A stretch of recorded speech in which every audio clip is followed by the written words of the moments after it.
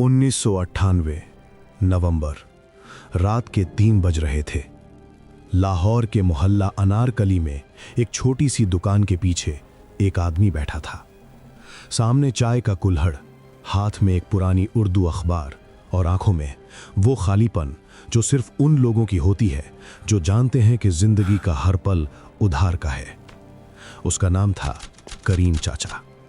कम से कम पाकिस्तान में यही जानते थे सब, लेकिन दिल्ली में एक बंद फाइल के अंदर एक और नाम था, Vikram Singh Negi, raw field agent, code name Neelkanth.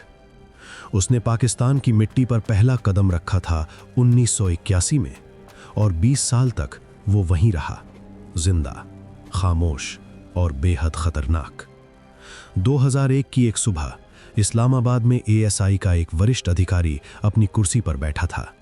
उसके सामने एक रिपोर्ट थी जो उसे नींद से जगाने के लिए काफी थी। रिपोर्ट में लिखा था, पिछले 12 महीनों में हमारी कम से कम 7 ऑपरेशनल फाइलें कॉम्प्रोमाइज हुई हैं। कारगिल प्लानिंग का एक हिस्सा, न्यूक्लियर मूवमेंट की जानकारी और 3 अंडरग्राउंड नेटवर्क्स, सब कुछ किसी को पहले से पता था। एएसआई को शक था, लेकिन उन्हें नहीं पता था कि जो इंसान वो ढूंढ रहे हैं वो उनकी नाक के नीचे, उनके ही शहर में, उनकी ही चाय पीता है, करीम चाचा।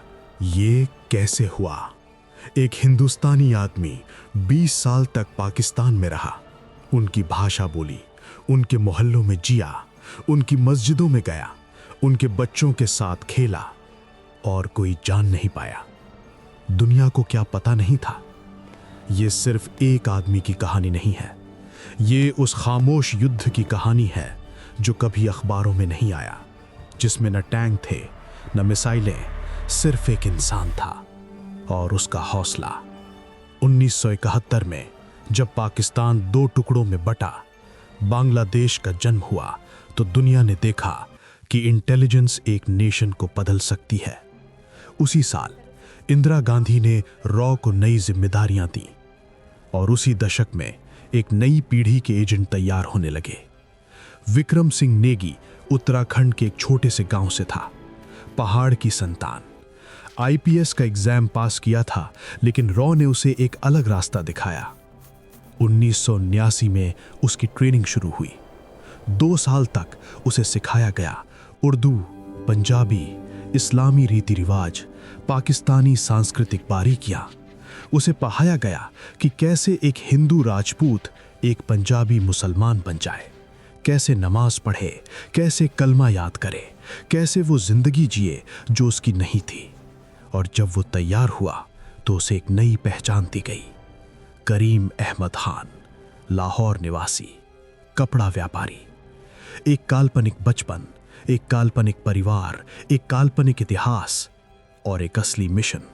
1981 में विक्रम पाकिस्तान में दाखिल हुआ।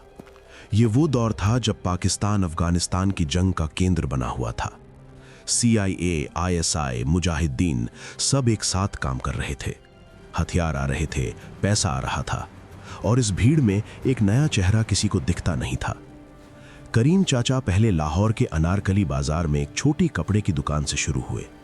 धीरे धीरे उन्होंने ट्रस्ट बनाया, पड़ोसियों का, दुकानदारों का, स्थानीय नेताओं का। वो जानते थे जासूसी बंदूक से नहीं होती, वो होती है चाय की एक प्याली से, एक मुस्कुराहट से, एक जरूरत के वक्त मदद करने से। साल बीते, एक दशक बीता, करीम चाचा की दुकान बढ़ी, उनकी साख बढ़ी, और उनके कॉन्टैक्ट्स, वो कॉन्टैक्ट्स जो दिल्ली तक जाते थे, वो भी बढ़ते रहे। लेकिन हर दिन एक नई परीक्षा थी। एक गलत शब्द, एक गलत हरकत, एक शक की नजर, और सब खत्म। 1988 रॉ के मुख्यालय में एक बैठक हुई। कारगिल से पहले का दशक था। पाकिस्तान अपनी न्यूक्लियर कैपेबिलिटीज डेवलप कर रहा था। AQ खान का नेटवर्क फैल रहा था, और भारत को रियल टाइम इंटेलिजेंस की जरूरत थी। एक वरिष्ठ अधिकारी ने कहा, हमारे पास नीलकंठ है, वो 7 साल से वहां है, उसने ट्रस्ट बिल्ड किया है, अब वक्त है उसे एक बड़ी जिम्मेदारी देने का। लेकिन एक और अधिकारी ने कहा, अगर उसे और एक्सपोज किया तो रिस्क बढ़ेगा। वो इंसान है, उसकी एक जिंदगी है जो उससे छीन ली गई है। दिल्ली में उस रात किसी को नींद नहीं आई, और लाहौर में करीम चाचा को इस बैठक का पता नहीं था। वो अगले दिन सुबह उठे, नमाज पढ़ी, दुकान खोली और मुस्कुराते रहे, क्योंकि यही उनका काम था। नीलकंठ को जो काम दिया गया था वो 3 स्तरों पर था। पहला स्तर, पाकिस्तान आर्मी के मूवमेंट की जानकारी, कहां तैनाती हो रही है, कौन सी बटालियन किस दिशा में जा रही है। दूसरा स्तर, आईएसआई के ऑपरेटिव नेटवर्क्स की पहचान, कौन से लोग इंडिया में काम कर रहे हैं, कहां से फंडिंग आ रही है।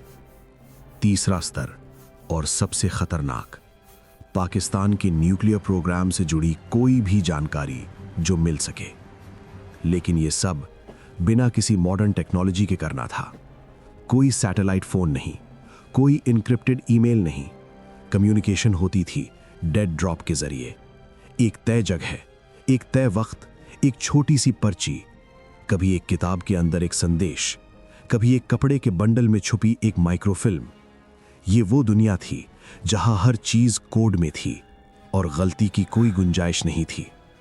उस दौर में एक फील्ड एजेंट के पास मॉडर्न गैजेट्स नहीं होते थे। नीलकंठ के पास था एक ट्रेन्ड माइंड, एक फोटोग्राफिक मेमोरी और एक ऐसी पहचान जो इतनी गहरी थी कि वो खुद कभी कभी भूल जाते थे कि असल में है कौन। कम्युनिकेशन के लिए इस्तेमाल होता था वन टाइम पैड साइफर, एक ऐसा इंक्रिप्शन सिस्टम जिसे तोड़ना प्रैक्टिकली असंभव है, क्योंकि हर संदेश के लिए एक अलग की होती है जो सिर्फ एक बार इस्तेमाल होती है। जानकारी रिकॉर्ड करने के लिए माइक्रोफिल्म, एक छोटी सी रील जिसमें हजारों पेजेस की जानकारी समा सकती है। और सबसे बड़ा हथियार था सोशल इंजीनियरिंग, ये कला जानने की कि कैसे सही सवाल पूछा जाए, कैसे किसी को बिना बताए बात करवाई जाए, कैसे एक साधारण बातचीत में से एक असाधारण जानकारी निकाली जाए। 1981 टू 2001, 20 साल। इन 20 सालों में नीलकंठ ने जो डिलीवर किया वो किसी एक ऑपरेशन से बड़ा था। 1984, जब भारत और पाकिस्तान के बीच तनाव चरम पर था, करीम चाचा ने एक जानकारी भेजी, पाकिस्तान आर्मी की एक स्पेसिफिक बटालियन का मूवमेंट। इस जानकारी ने इंडिया को वक्त दिया तैयार होने का। 1989, 1990, जब कश्मीर में इंसर्जेंसी शुरू हुई, करीम चाचा ने आईएसआई के उन नेटवर्क्स की पहचान की जो पाकिस्तान ऑक्युपाइड कश्मीर से ऑपरेट कर रहे थे। कितने इन्फिल्ट्रेटर्स ट्रेन हो रहे थे, कहां ट्रेन हो रहे थे, ये जानकारी अनगिनत जिंदगियां बचाती रही, चुपचाप, बिना किसी को पता चले। 1998, पोखरण के बाद, जब भारत ने न्यूक्लियर टेस्ट किए और पाकिस्तान ने जवाब में अपने टेस्ट किए, दुनिया की नजरें इस सब कॉन्टिनेंट पर थीं। उस दौर में नीलकंठ ने कुछ ऐसी जानकारी दी जो पाकिस्तान की न्यूक्लियर डिप्लॉयमेंट की संभावित लोकेशन से जुड़ी थी। 1999, कारगिल। ये वो पल था जिसने भारतीय इंटेलिजेंस को सबसे ज्यादा हिलाया था। कारगिल में पाकिस्तान की घुसपैठ अनएक्सपेक्टेड थी, लेकिन बाद में जब एनालिसिस हुई तो पता चला कि नीलकंठ ने कुछ महीने पहले एक वार्निंग भेजी थी, एक छोटी सी जानकारी कि एलओसी के पास कुछ अनयूजुअल मूवमेंट है, कि कुछ नया प्लान हो रहा है। वो वार्निंग पूरी तरह प्रोसेस नहीं हो पाई और कारगिल हुआ। ये फेलियर सिर्फ एजेंट का नहीं था, ये एक सिस्टम का था। 1999 के बाद आईएसआई की काउंटर इंटेलिजेंस यूनिट बेहद एक्टिव हो गई। उन्हें पता था कहीं कोई है, वो ढूंढने लगे। लाहौर में अनयूजुअल एक्टिविटीज मॉनिटर होने लगी, फॉरेन कॉन्टैक्ट्स ट्रैक होने लगे, हर उस इंसान पर नजर रखी जाने लगी जिसका इंडिया से कोई भी कनेक्शन हो सकता था। और एक दिन शक की सुई करीम चाचा के आसपास आई। एक पड़ोसी ने नोटिस किया था करीम चाचा कभी कभी रात को बाहर जाते हैं, और वो टाइमिंग वो आईएसआई को सस्पिशियस लगी। नीलकंठ को दिल्ली से सिग्नल मिला, stand by, reduce activity, possible compromise. और करीम चाचा वो मुस्कुराते रहे। दुकान खुलती रही, चाय बनती रही, लेकिन अंदर से वो जानते थे वक्त आ गया था। 2001 के अंत में एक केयरफुली प्लान्ड एक्सट्रैक्शन ऑपरेशन के जरिए नीलकंठ को वापस लाया गया। 20 साल बाद वो एक रात लाहौर से निकले और कई दिन बाद एक सुरक्षित रास्ते से भारत की सरजमी पर कदम रखा। उनकी आंखें, उन्होंने क्या महसूस किया उस पल, ये कोई नहीं जानता, क्योंकि इस दुनिया में असली हीरोज की कहानियां क्लासिफाइड होती हैं। दिल्ली में एक बंद कमरे में रॉ के डायरेक्टर ने उनसे हाथ मिलाया। इतिहास तुम्हारा नाम नहीं लिखेगा, पर यह देश तुम्हें कभी नहीं भूलेगा। नाम नहीं चाहिए सर, बस इतना काफी है कि वतन सलामत है। कोई सेरेमनी नहीं थी, कोई मेडल नहीं था, कोई प्रेस कॉन्फ्रेंस नहीं था, सिर्फ एक शब्द, शुक्रिया। उस रात दिल्ली के किसी अखबार में कोई हेडलाइन नहीं थी, किसी टीवी चैनल पर कोई ब्रेकिंग न्यूज़ नहीं थी, किसी को पता नहीं था, क्योंकि यही इस सर्विस की सबसे बड़ी त्रासदी है। जो सबसे ज़्यादा देता है उसका नाम सबसे कम लिया जाता है। उनकी माँ 20 साल से हर सुबह दरवाज़ा खोलती थी, ये सोचकर कि शायद आज विक्रम आए, और एक रात वो आया, बिना बताए, चुपचाप, पिछले दरवाजे से। माँ ने देखा, कुछ नहीं बोली, बस उसका सिर अपनी गोद में रख लिया। और वो आदमी जो 20 साल तक दुश्मन के शहर में नहीं रोया, वो उस पल पूरी तरह टूट गया। दुनिया के इतिहास में बड़े बड़े जनरल हुए, बड़े बड़े नेता हुए, बड़े बड़े युद्ध हुए, लेकिन इतिहास उन्हें नहीं लिखता जो बिना किसी रिकॉग्निशन के, बिना किसी मेडल के अकेले लड़ते रहे, हंसते रहे और देश को बचाते रहे। नीलकंठ कोई सुपर हीरो नहीं था, वो एक इंसान था जिसे डर लगता था, जिसे अकेलापन तोड़ता था, जिसे माँ की याद आती थी, जो कभी कभी रात को सोचता था, क्या ये सब सही है? क्या मेरी इस जिंदगी का कोई मतलब है? और हर बार जवाब वही आता, हिमालय, तिरंगा और एक माँ, बस इतना काफी था। आज जब आप अपने घर में बैठे हैं, जब आपके बच्चे स्कूल जाते हैं, जब आपकी माँ चाय बनाती है, जब आप रात को चैन से सोते हैं, तो जानिए ये चैन मुफ्त नहीं है।